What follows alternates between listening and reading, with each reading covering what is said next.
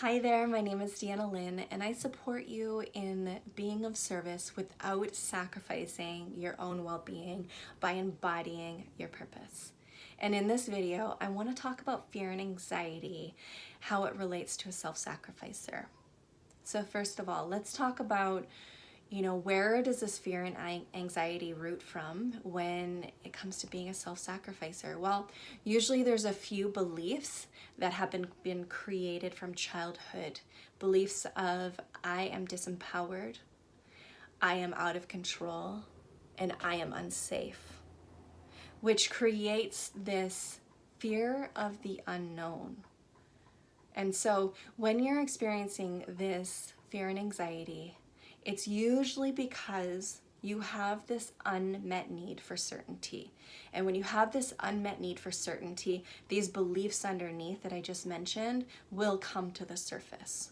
So how do we work through this to minimize the anxiety? Well, that's creating the need of certainty.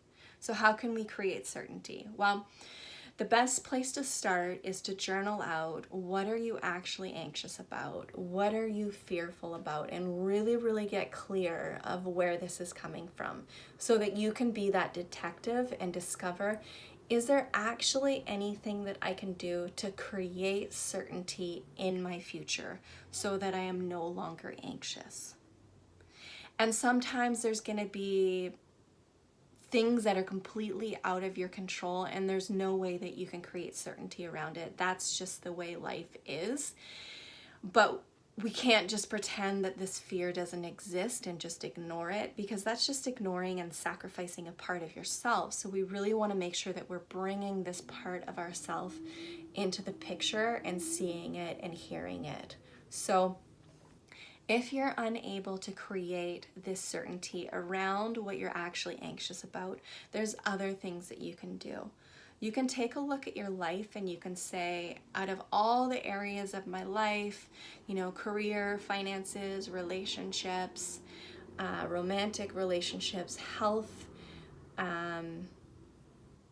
play, spirituality, like all these different areas, where can I create certainty in these areas?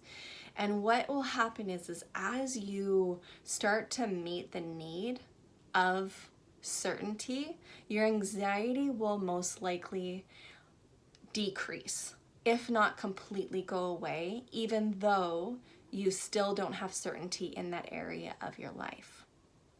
So to give you an example, some things that I like to do when I'm experiencing a lot of fear and anxiety about the future, I tend to go back to my very basic needs of making sure that I'm resting, I'm getting a lot of sleep, that I am eating properly, that I'm working out, and creating structure and routines around these, setting boundaries around my time and space so that I feel like I have control over these things.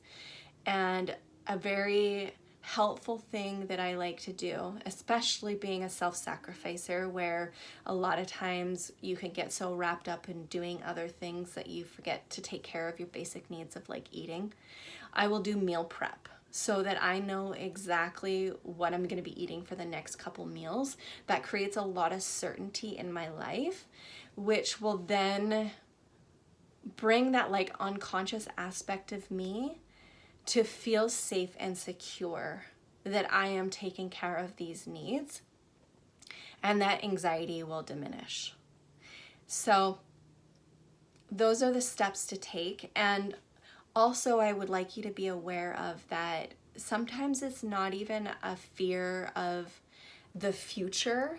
It's actually just a fear of the unknown. So if you're taking on things in your life, like maybe you have a new job or a new relationship, or you just moved, or you're creating your soul-led business, those are things that are uncertain, and those can create anxiety as well. So if you're bringing on a lot of new things in your life that are considered uncertain, then that can create a lot of anxiety. So taking a look at in those areas, where can you actually bring more certainty into your life so that you fear the unknown a little less because you have more certainty in other areas of your life.